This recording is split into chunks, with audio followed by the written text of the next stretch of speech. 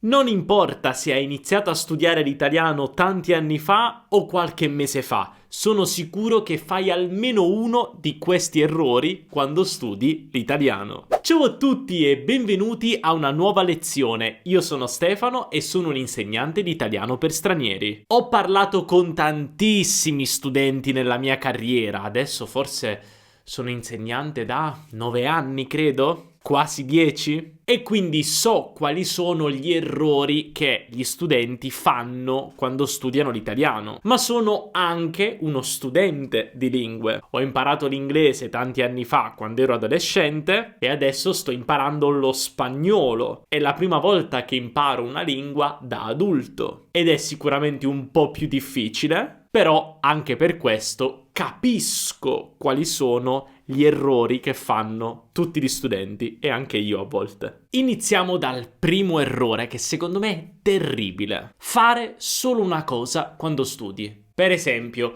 ho parlato con studenti che mi dicono: no, io imparo l'italiano ascoltando i podcast, ascolto tanto, ascolto tantissimi podcast tutto il giorno mentre faccio questo.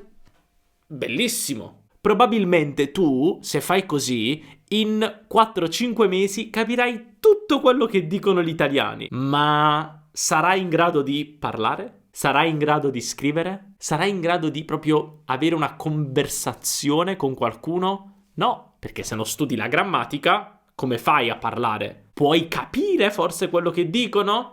Perché forse la tua lingua è simile all'italiano, forse parli spagnolo, francese, portoghese. Ma puoi parlare? Puoi usare le cose che senti nella conversazione? Puoi produrre con la tua testa? Forse no. O è lo stesso errore quando gli studenti mi dicono: io studio tantissima grammatica, tantissima, faccio tanti esercizi. Ok, poi, dopo che hai studiato la grammatica, cosa fai? La usi nella conversazione? Ascolti un film, una serie TV, un podcast per effettivamente sentire la grammatica che stai imparando? Quello è un ottimo modo, studiare la grammatica e poi sentirla in un podcast, per esempio, e dire: ah, vedi? Ora capisco questa regola ancora meglio. Cioè, se tu fai solo una cosa per imparare una lingua, non imparerai mai quella lingua. È impossibile. Devi fare il maggior numero di aspetti della lingua. Sì, dobbiamo essere onesti, non abbiamo tutto il tempo di questo mondo, purtroppo. Almeno io, mi piacerebbe avere più tempo per lo spagnolo. E per esempio io non scrivo in spagnolo. Infatti sono consapevole che a scrivere sono pessimo. Sicuramente sbaglio tutti gli accenti e ho un'ortografia terribile, lo accetto, però cerco di fare il possibile per ascoltare, studiare la grammatica e parlare. Quindi faccio almeno queste 3 cose. Dovrei scrivere di più? Sì. Dovrei leggere in spagnolo? Sì. Però almeno faccio 3 cose. Non puoi fare solo una cosa, no. Poi il secondo errore che molto spesso fanno gli studenti è affidarsi troppo alle app. App come Duolingo, Babbel, ce ne sono tantissime. E attenzione, anche io uso Duolingo, vi mostro qui il mio streak di 129 giorni, sono felicissimo. Lo uso ogni giorno, mi piace tanto, mi diverto, però non posso fare troppo affidamento su Duolingo. Perché è un'app carina, è un gioco, per me è un gioco. Imparo qualche parola nuova per il vocabolario, è molto carino. Soprattutto quando stai imparando una lingua molto diversa dalla tua madrelingua. Perché io sto facendo Duolingo per lo spagnolo, però molte parole nuove che imparo sono facili perché sono simili in italiano. Se iniziassi a imparare una lingua lontana dall'italiano, forse Duolingo sarebbe ancora più utile. Però ovviamente non è abbastanza. Tante volte capita di sentire studenti che mi dicono: ho uno streak in italiano su Duolingo di 1 anno, però poi non possono dire una parola, non possono parlare per niente. E in 1 anno tu puoi fare tantissime cose, puoi imparare tantissimo in italiano. In 1 anno puoi iniziare a parlare l'italiano tranquillamente. 1 anno di Duolingo non ti permette di fare questo. E anche per le altre app, ci sono altre app forse anche migliori che ti spiegano di più la grammatica. ok, ma non fare troppo affidamento sulle app. Le app sono un aiuto in più, come per esempio Duolingo, e Duolingo è un gioco, è una cosa carina da fare per mantenere viva l'emozione, la motivazione di imparare una lingua. Ma non è abbastanza, quindi comunque il punto è un po' lo stesso di prima, non fare solo una cosa. Le app puoi usarle, però non usare solo le app, ok? E poi un altro errore che fanno tanti studenti è quello di iniziare a seguire dei metodi innovativi, futuristici, dimenticando che imparare una lingua deve essere semplice. Per esempio, a me, quando imparo una lingua, mi piace iniziare a studiare la grammatica, soprattutto i verbi, perché i verbi sono molto importanti in italiano e in altre lingue simili, perché i verbi sono al centro della struttura delle frasi. Quindi imparo i verbi, inizio a capire un po' come funzionano le frasi, poi ascolto tanto, inizio a imparare un po' di vocabolario, fare esercizi di vocabolario e parlo. Mi piace anche subito parlare, magari da solo, ma a volte parlo da solo, con un professore online, con degli amici, faccio uno scambio italiano-spagnolo. Però non è che ho questo metodo innovativo futuristico, no, perché imparare una lingua deve essere facile, non dobbiamo fare cose difficili. Come ti ho detto prima, quando inizio a studiare una lingua mi piace tantissimo imparare i verbi. E per questo motivo abbiamo creato questo mega PDF in italiano con i 50 verbi più comuni in italiano al presente e al passato. Perché una volta che conosci questi 50 verbi al presente e al passato, non dico che puoi dire tutto, però puoi formare tantissime frasi, perché sono i 50 verbi più comuni, quindi verbi che potenzialmente usiamo tutti i giorni. E ovviamente questo PDF lo puoi usare anche tu, puoi scaricarlo semplicemente cliccando sul link qui sotto in descrizione, o anche sul primo commento, o puoi scannerizzare il QR code che vedi qui sullo schermo. Lo puoi scannerizzare col tuo telefono. Poi inserisci il tuo nome e la tua email e ti manderò questo fantastico PDF con i 50 verbi più comuni in italiano al presente e al passato. E adesso passiamo a un altro errore che alcuni studenti fanno e, attenzione, è un po' grave. Cioè non esporsi abbastanza alla lingua. E quando dico non esporsi non intendo che non vieni abbastanza in Italia,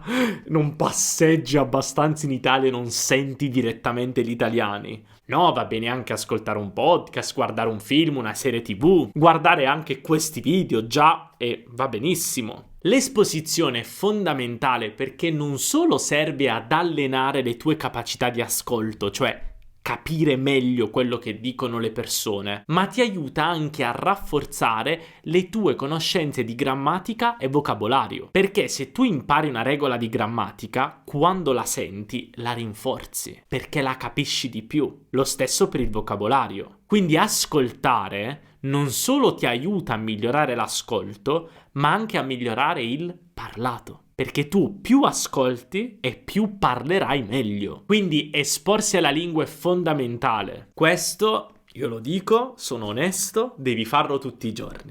Tutti i giorni. Io, per esempio, ascolto i podcast, mi piace tantissimo ascoltare i podcast quando sono in doccia, non sto scherzando, nella doccia mentre mi lavo. Tanto ormai i telefoni di oggi sono waterproof, quindi anche se si bagna non fa niente. Quando guido, quando cammino, quando cucino, nei tempi morti della giornata. Quindi ascolto 10 minuti qua, 10 minuti là, 10 minuti là e alla fine ascolto per 1 ora e mezza, 2 ore ogni giorno. Questo è fondamentale, davvero. Esporsi sempre alla lingua. Però attenzione, perché esporsi sempre alla lingua non vuol dire esporsi a materiale difficile per te. Perché se tu ti esponi a qualcosa e non capisci almeno il 50-60%, è inutile. Cioè se tu ascolti ma capisci il 10%, non serve a niente. Quindi comincia da cose che capisci, quindi forse video o podcast di insegnanti di italiano, perché parliamo più chiaramente. E poi piano piano ascolta sempre contenuti più difficili, in italiano, forse per italiani. Questo è molto importante. Ascoltare cose difficilissime, che non capisci niente, non ha senso. Anzi, è controproducente e frustrante. Il mio consiglio è 60%, almeno il 60%. Sotto il 60% difficile. E poi un altro errore che fanno alcuni studenti: la motivazione. Non avere la motivazione. Questa è difficile, potrebbe anche essere una questione un po' controversa, però quando tu inizi a studiare una lingua, ma quando inizi qualsiasi cosa, un qualsiasi hobby, se devi imparare una lingua per lavoro è un altro discorso. Non stiamo parlando di questo adesso. Stiamo parlando di imparare una lingua per piacere, come hobby. Devi avere la motivazione. Io ho iniziato a studiare lo spagnolo perché mi piace tantissimo come lingua, ma perché, soprattutto, voglio capire gli errori che fanno i miei studenti che parlano spagnolo. E questo mi dà una motivazione grandissima, perché io mi sento un insegnante migliore adesso. Perché capisco gli errori che fanno i miei studenti. Questa è una cosa molto importante. E quindi io sono motivato. Tu studi l'italiano perché? Perché vuoi riconnetterti con alcuni parenti che vivono ancora in Italia? Perché tuo marito, tua moglie viene dall'Italia? Perché adori, non so, l'opera? Perché semplicemente ami la cultura italiana? Devi trovare la tua motivazione. Perché se inizi a imparare una lingua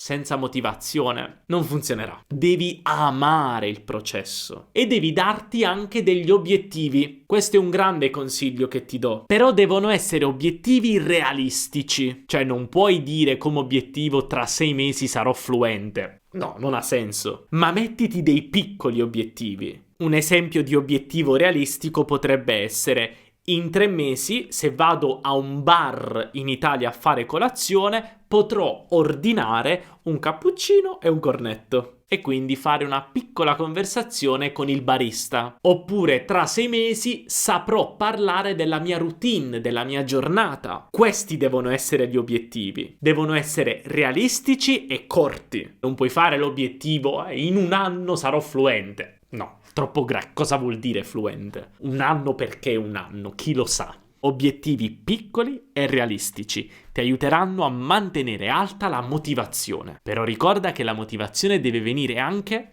dal cuore, perché una lingua si studia non solo con la testa, ma anche col cuore. Dobbiamo innamorarci della lingua che studiamo, anche se a volte ci fa arrabbiare, ci fa sentire nervosi e frustrati, perché non è sempre facile. Ma dobbiamo sempre ricordare l'obiettivo finale. Ora, prima di salutarti, voglio ricordarti di nuovo che se vuoi puoi scaricare questo fantastico PDF con i 50 verbi italiani più comuni al presente e al passato. È un ottimo modo anche per ripassare. E tu che ne pensi di questi consigli? Anche tu fai questi errori in italiano? Spero di no, ma se li fai non è un grande problema, perché adesso sei consapevole e puoi smettere di farli. Però scrivimi qui sotto nei commenti qual è la tua esperienza con l'italiano. Qual è la tua motivazione? Cosa o chi ti dà la motivazione a studiare questa bellissima lingua? Scrivilo qui sotto nei commenti. E non dimenticare di lasciare un bel mi piace, perché questo ci aiuta incredibilmente a far crescere il canale. E se non vuoi perdere i video futuri, non dimenticare di iscriverti al canale e attivare la campanellina. Noi ci vediamo nel prossimo video. Un abbraccio dall'Italia. Ciao!